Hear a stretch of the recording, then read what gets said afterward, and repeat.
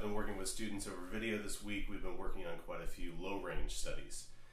So I thought I'd go ahead and post this video. It's to supplement a couple of the other videos that I've posted before about low-range studies and what to do to work on actually being able to play centered and in tune in the low range.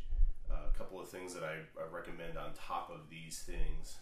I really like the Blazevich Low Range Studies book. I think that's a really good book. It's available.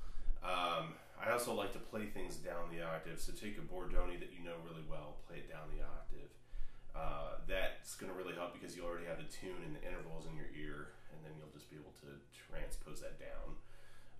The other thing you can do just to help kind of smooth out some of these low range things, especially things where you're descending down into the low range and trying to play as in tune as possible, is to work through this scalarly. So choosing a scale that dives you into that range that you're working on. So if it's the lower second partial in the valve, you may want to choose like starting with maybe an F scale or even an E scale, and then working down chromatically from there, E flat, D, D flat, C, even B, just to work on moving into that low range on the valve and try to play as in tune as possible without just collapsing the embouchure into the low area. So we'll talk a little bit more about that.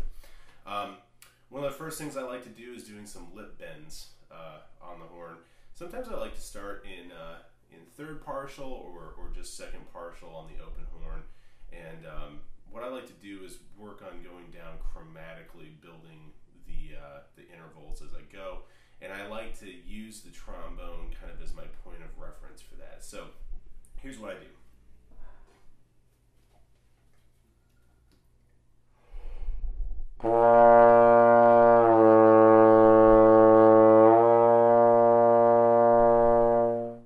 So just play B flat to A. And now what I'm going to do is I'm going to bend that half step with my chops, try to keep it as in tune as possible. This is not a way that I actually play. This is just a way of practicing so that I'm not adding any extra resistance with my embouchure, or I'm not just collapsing the embouchure into a lower pitch. And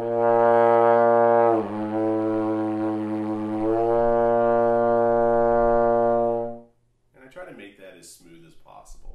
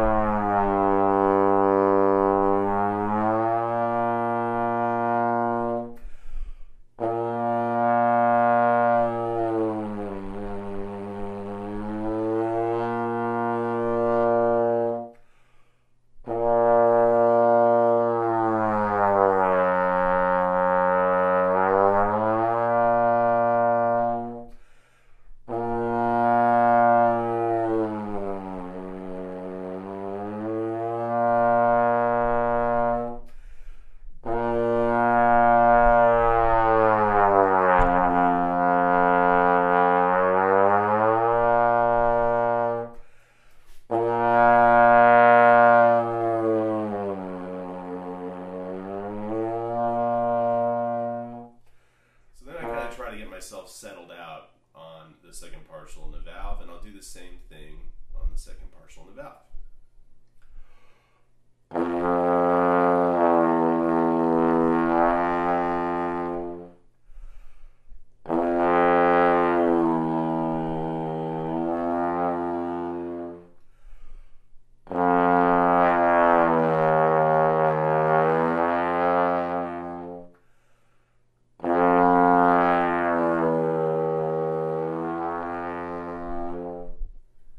As I start to lose some of my kind of natural feelings of knowing where I am in the pitch, sometimes I think it's a good idea to put on a drone. So like in this case, I'll just put on a drone on F.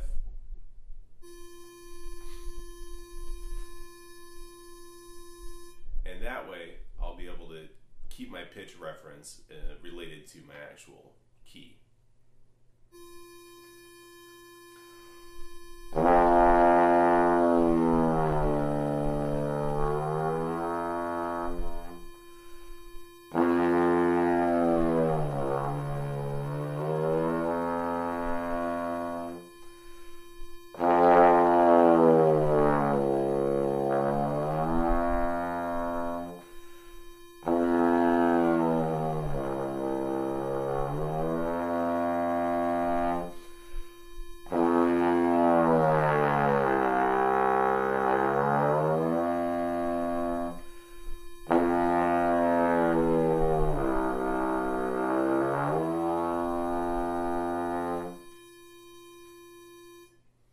So a couple things just to watch out for while you're doing this.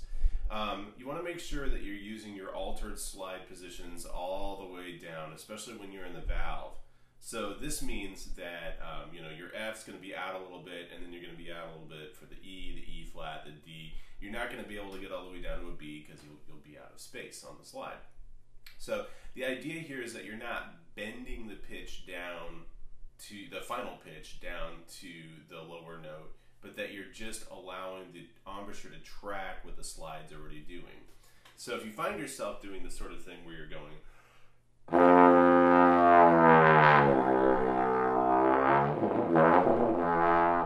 and you actually have trouble making the gliss nice and smooth, that means that you're actually allowing the embouchure to collapse into the lower range, and it's not really flexing into the lower range. So that's something to be really careful of. If you do that, one of the telltale signs is that you'll be in your standard sixth position for like a C, but you'll be able to play a low C in the valve in that same position, and it might be in tune on the tuner, but you're bending it into tune with the mouthpiece, with the embouchure.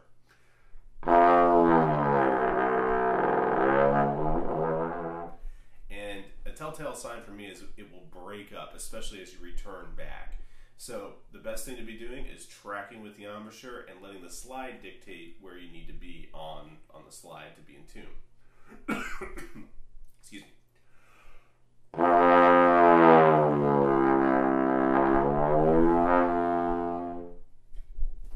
So that's one thing I do. The next thing I do is actually take the outer slide off and do the same thing, and I'll do it with a drone.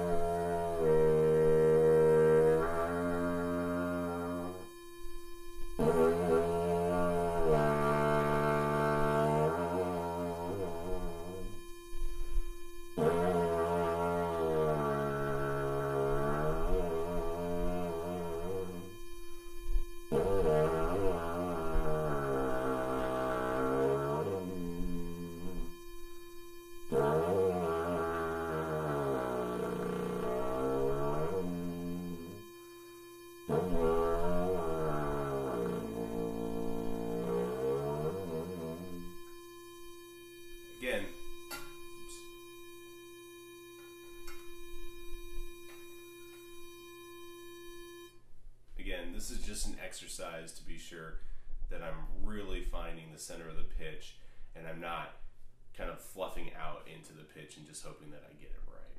So those are the first couple things that I do for low range studies. The next couple things actually have more to do with the mouthpiece and the cutaway. So one thing I really like to do is I like to take the mouthpiece and I like to start where I have a comfortable buzz and then move down by half steps. And I either use a piano or I use a tuner for this to help me out. So I'm going to start on F.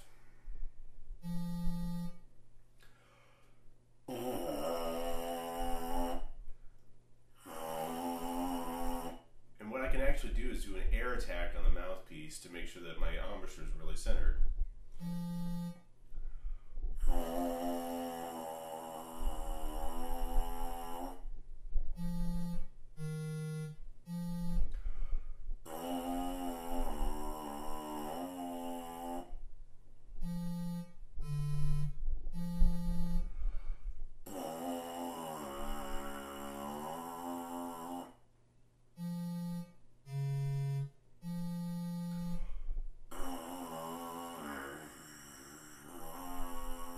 That time I kind of fizzled out on it, so I'm going to do it again.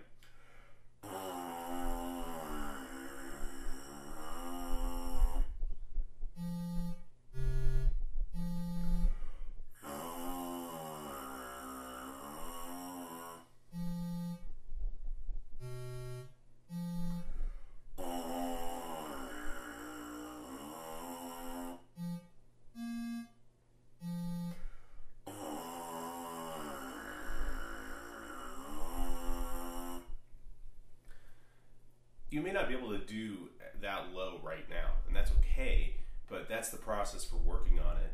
When I first started this, I couldn't buzz lower than a B flat, well, the octave below that. And so I had to work on this, and it took maybe 3 or 4 months to really be able to buzz efficiently down into the second partial on the valve, eventually down into the pedal range. Now, a quick note about buzzing. It's not the same as playing the trombone, and I know that, but this is a way of preparing your embouchure and just kind of making sure that everything's working. One of the things that we often find when people are buzzing into the low range is that they're not really using their air the same way, but on the trombone you have to use the air the same way. So you may find that your front teeth are starting to come down and kind of diffuse the air into a slower air column, and that's not going to be the way to go about this. That's just going to damage your low playing eventually. So what I recommend doing is using the Portex Inspirometer to just check in on that. You can do the same exercise with the tuner the same way, or you can just check in.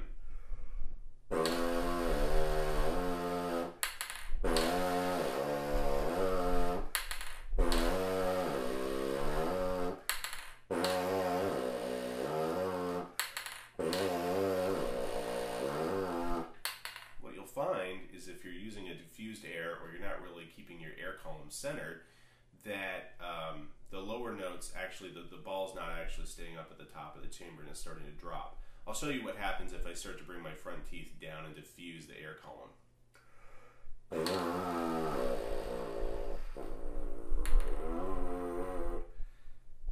The ball drops, and I can't get the pitch centered back when I go back up to my original pitch.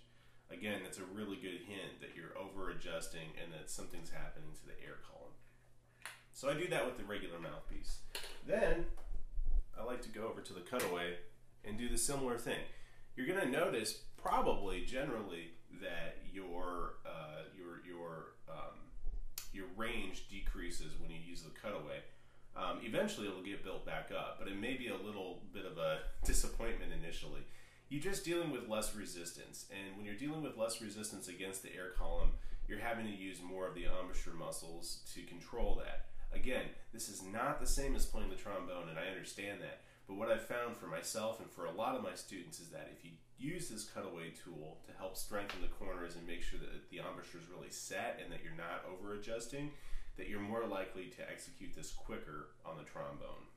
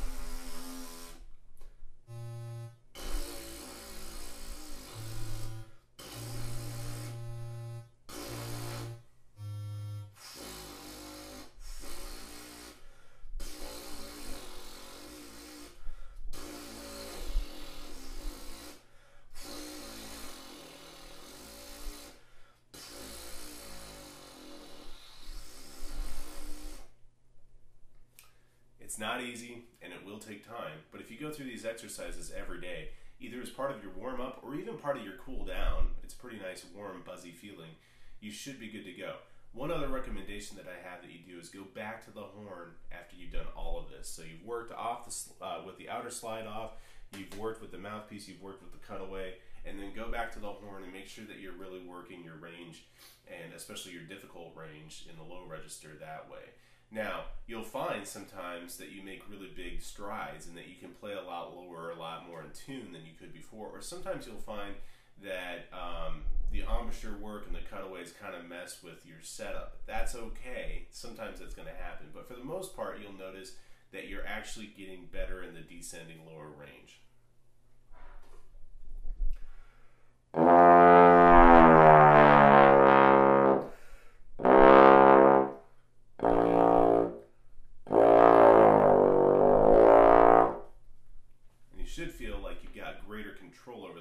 register, because you're actually buzzing the pitches rather than just hoping that the resistance creates a buzz for you. So let me know if you got any questions about this. I've got a few things written on the blog about this as well, and a couple other videos that you can check out. But I would recommend trying this every day for the next 3 or 4 weeks and see where we're at. I think it'll help a lot.